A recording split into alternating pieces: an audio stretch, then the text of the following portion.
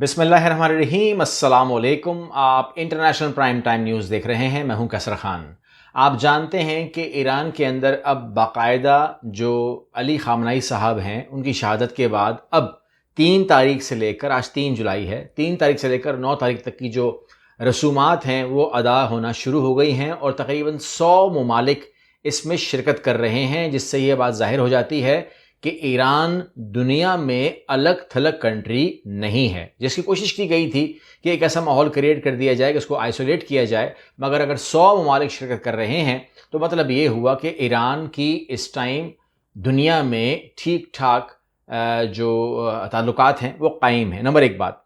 Number 2 बात यह है कि 125 दिन के बाद इनकी तदफीन की जा रही है और जो माहौल है वो आप जानते हैं कि ईरान में क्या हो सकता है। लेकिन मैं आपको इतला कर देता हूं, जो मेरे अपने ज़राए हैं जहां से मैंने मालूमात की है वो ये है कि तकरीबन कोई 2 करोड़ अफराद के आने की बात हो रही है। मतलब बताया जा रहा है कि 4 करोड़ अफराद आएंगे, लेकिन 2 करोड़ की कन्फर्मेशन हमारे पास आ रही है। और अगर हम तेहरान की बात करें, जहां की आबादी ही जो है तकरीबन 25-30 लाख है, वहां पर अगर 2 करोड़ अफराद आ जाते हैं तो इतने होटल्स तो वहां पर नहीं मौजूद, यानी कि कहीं पर भी किसी भी शहर में इतने होटल्स तो नहीं हैं कि वो 2 करोड़ अफराद को अकोमोडेट करे। इतनी तादाद नहीं है। होटल्स हैं, ठीक ठाक हैं, लेकिन इतनी बड़ी तादाद में अकोमोडेट नहीं कर पाएंगे। तो फिर वो क्या होगा, यानी कि मेहमानदारी कैसे होगी? क्योंकि क्या मेहमान सड़क पे सोएगा, पार्क में सोएगा, कहाँ सोएगा? तो उसका जो बताया जा रहा है वो ये बताया जा रहा है कि आम आवाम ने, अपने तमाम लोगों ने अपने घरों को हर एक के लिए खोल दिया है।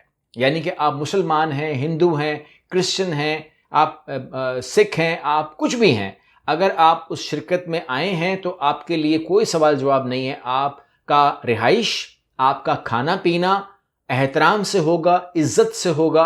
और आप चूंकि अली ख़ामनेई साहब के लिए आए हैं तो उनके लिए आप काबिले इज़्ज़त हो गए हैं और आपको वो अपने घर में रिहाइश देने को तैयार हो गए हैं। ये इस टाइम ईरान का माहौल है, यानी कि बिल्कुल एक आपस में तो वो एक हैं ही, लेकिन अगर कोई इस ताज़ियत में भी जा रहा है, इस जनाजे में जा रहा है, तो वो भी उनके लिए उतना ही काबिल एहतराम है। सूरत हाल जो है वो आपके सामने मैंने रख दी। हाँ, एक चीज़ और बात की जा रही है मुज्तबा ख़ामनेई साहब के हवाले से कि वो शिरकत करेंगे नहीं करेंगे। तो जो मेरी मालूमात है, जो इंटेलिजेंस है चाइना की, उन्होंने कहा है कि अगर आप इस तकरीब में शिरकत कर लेते हैं, क्योंकि उन्होंने कहा था कि मैं नमाज जनाजा पढ़ाना चाहता हूं खुद, तो अगर आप ये कर लेते हैं तो हो सकता है कि नमाज जनाजा के ऊपर या उस मौके के ऊपर आप पर हमला ना किया जाए, लेकिन वहीं आपको लॉक कर दिया जाएगा और उसके बाद वो जो लॉक मशीन है वो आपके पीछे डिवाइस की तरह घूमेगी और आप जहां पर ही मूव करेंगे उनको समझ में आएगा कि आप कहां हैं। तो उसके बाद आपकी शहादत जो है उसके चांसेस बेतहाशा बढ़ जाएंगे। चाइना ने रिपोर्ट दी है ईरान को, और ईरान को ये बता दिया गया है कि ये ऐलान तो वो वैसे भी कर चुके ओपनली, को राज तो नहीं है कि हमारे खाते में इनको हमने शहादत देनी ही देनी है। क्यों? अच्छा, अब आप सवाल ये करेंगे कि मुश्तबा ख़ामनेई साहब को शहीद करके इन्हें क्या मिलेगा? तो इन्हें वो चीज़ मिलेगी जो वो नहीं कर सके, यानी कि वो अपनी जीत का कोई ऐलान नहीं कर सके, वो कोई कामयाबी का ऐलान नहीं कर सके। उन्होंने क्या हासिल किया? मतलब फॉर एग्जांपल अगर आप आज ईरान से पूछेंगे कि आपने इस जंग से क्या हासिल किया, तो वो सिर्फ मुंह देखते हैं हमारा, वो कुछ बोल नहीं पाते। यानी कि वो सहाफ़ियों का मुंह देखते हैं और वो कुछ जवाब दे नहीं पाते। वो कहते हैं कि जी अब क्या जवाब दें? कुछ नहीं हासिल किया। एक सूबे के ऊपर कब्जा नहीं किया, आप एंटर नहीं कर सके, आप उनका तेल नहीं बंद कर सके, उल्टा आपने तेल खोल दिया, उल्टा आपने उनके फ्रीज अमाउंट को रिलीज करना शुरू कर दिया, उल्टा उनको सहूलत देना शुरू कर दी, उल्टा आपने बनाए हुर्मुज़ को लूज किया है।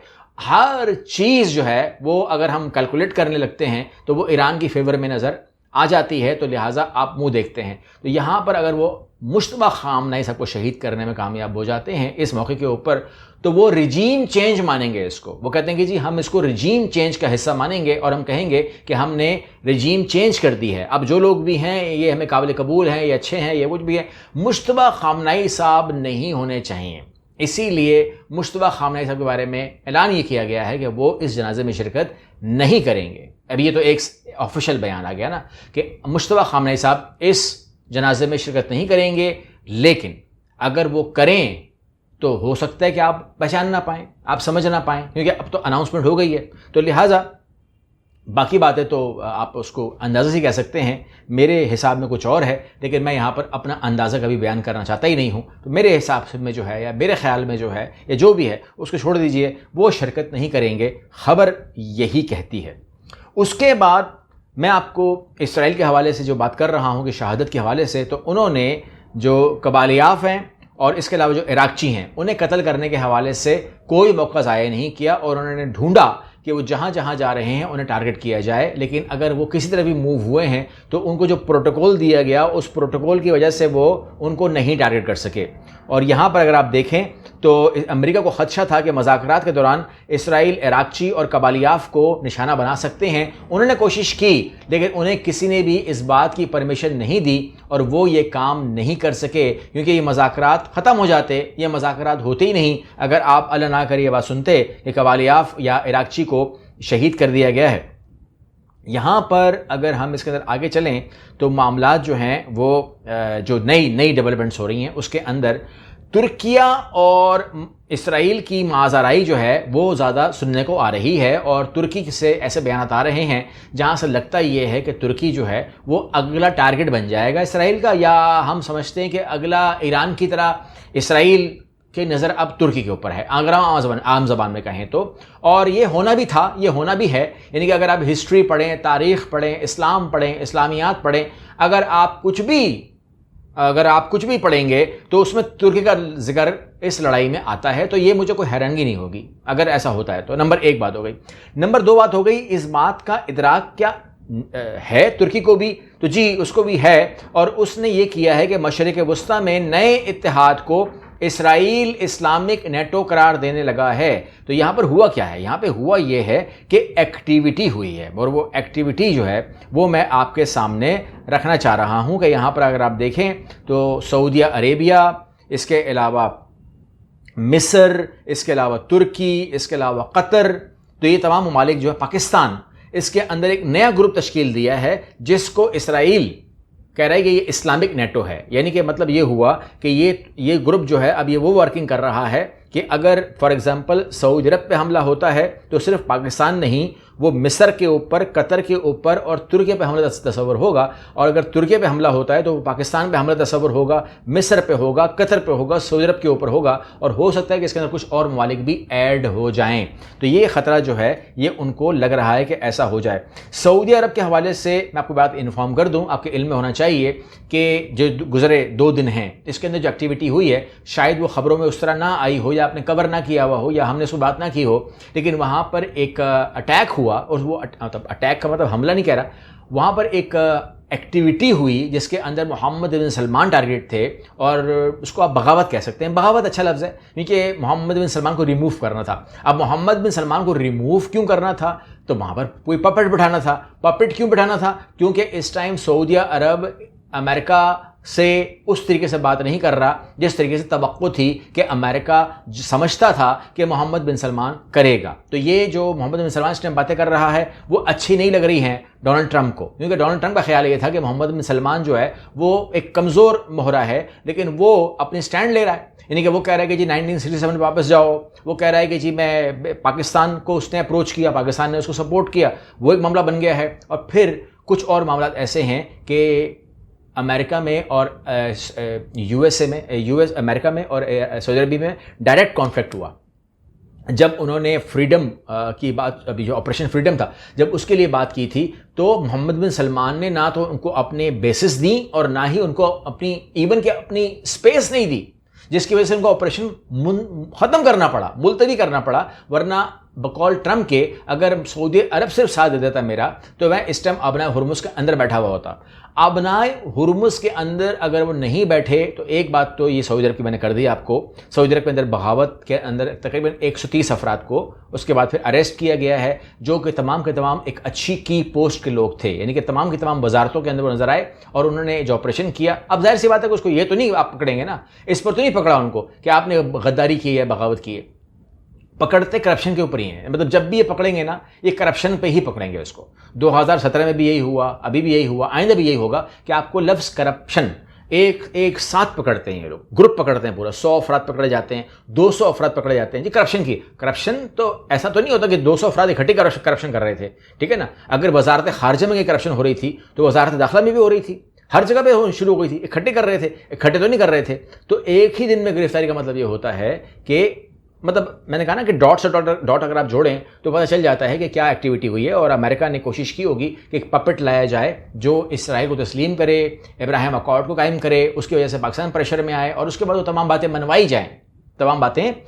جائیں سعودی عربی کے ذریعے اسلامک ممالک سے، اور یہ جو ترکی آ رہا ہے اس گروپ میں وہ ختم کر دیا جائے. یعنی کہ کوئی ایسا لبنان کے پریزیڈنٹ کی طرح کوئی بندہ لایا جائے جو سعودی عرب کو آپریٹ کرے، کیونکہ اس ٹائم محمد بن سلمان جو ہے وہ اس طریقے سے ہاتھ میں نہیں آئے جس طریقے سے لوگ ان کے اوپر الزامات لگا رہے تھے. Right now he is a nice person. اچھا، اب یہ بات تو ہو گئی ہے. دوسری بات یہ ہو گئی ہے کہ میں نے ابنائے ہرمز سے ذکر کیا، تو میں آپ سے آخری خبر کے طور پر انتہائی بڑی خبر دے رہا ہوں، اور وہ یہ ہے کہ دنیا کی نظریں کہاں پر ہیں آج؟ دنیا کی نظریں ہیں اس ٹائم جنازے کے اوپر، علی خامنہ ای صاحب کے جنازے کے اوپر، جہاں پر 100 کے قریب ممالک شریک ہوں گے، جہاں 2 کروڑ لوگ آئیں گے، جہاں پر پورا میڈیا وہاں پر ہوگا. پوری دنیا کی نظریں اس ٹائم 3 تاریخ سے لے کر 9 تاریخ تک ایران کے اوپر ہوں گی. ایران ہو رہا ہوگا، اس کے اندر آپ کو ذکر نہیں مل رہا ہوگا امریکہ کا یا اسرائیل کا کسی اور کا. پوری میڈیا ہی اس ٹائم لگی ہوگی ایران کے اوپر. تو پہلے تو انہوں نے کوشش کی تھی کہ ہم لوگ اس جنازے کے اوپر ہی حملہ کر کے مجتبیٰ خامنہئی کو، اگر مجتبیٰ خامنہئی صاحب نہیں آتے یا پہچانے نہیں جاتے یا whatever جو بھی حل ہوتا ہے، تو پھر دوسرا حل کیا ہے؟ تو دوسرا حل انہوں نے نکالا کہ کام کرتے ہیں، جب پوری دنیا اور پوری ایران کی طاقت اور پوری ایران کی سیکورٹی جب وہ اس جنازے کو پروٹیکٹ کر رہی ہوگی اس خدشے کی وجہ سے کہ اس پر اسرائیل حملہ کرنے والا ہے، ہم ابنائے ہرمز کے اوپر چڑھ دوڑتے ہیں. اچھا آئیڈیا ہے، آئیڈیا تو برا نہیں ہے کہ اگر آپ کی پوری توجہ چلی جاتی ہے اور کسی کی توجہ ہی نہیں ہوتی ہے اپنے ہرمز کی طرف، تو ہم چڑھ جاتے ہیں. تو اسے جواب کے طور پر اگر یہ خبر آپ دیکھیں تو Iranian regime deploy special forces to monitor ships using Oman route in Strait of Hormuz. تو اس میں ہوا یہ ہے کہ انہوں نے اپنی اسپیشل فورس بھی اتار دی ہے ابنائے ہرمز کے لیے، اور وہ کہتے ہیں کہ جی وجہ یہ بتائی ہے کہ جو عمان سائڈ ہے وہ ہمارا ویک پوائنٹ ہے، تو ہم دیکھ رہے ہیں کہ وہاں پر کیا ایکٹیویٹی ہو رہی ہے. جبکہ اگر آپ ان کی جو اسپیشل فورسز ہیں اس کے اگر آپ جانتے ہیں تو آپ سمجھ سکتے ہیں کہ اگر پانی کے اوپر کوئی آیا تو، اگر پانی کے اندر سے کوئی آیا تو، یا اگر کوئی آسمان سے آیا تو یہ اسپیشل فورسز ان کو ٹھکانے لگا سکتی ہیں. مطلب یہ ہوا کہ وہ جو ایک پرابلم نظر آئی آپ کو اور مجھ کو کہ اگر پورا کا پورا سوچ جنازے پہ چلی جاتی ہے تو واٹ اباؤٹ ابنائے ہرمز، تو اس کو ایرانین رجیم نے پروٹیکٹ کر لیا ہے with the help of deploying special forces in ابنائے ہرمز. اگلی ویڈیو ملتے ہیں، اللہ حافظ.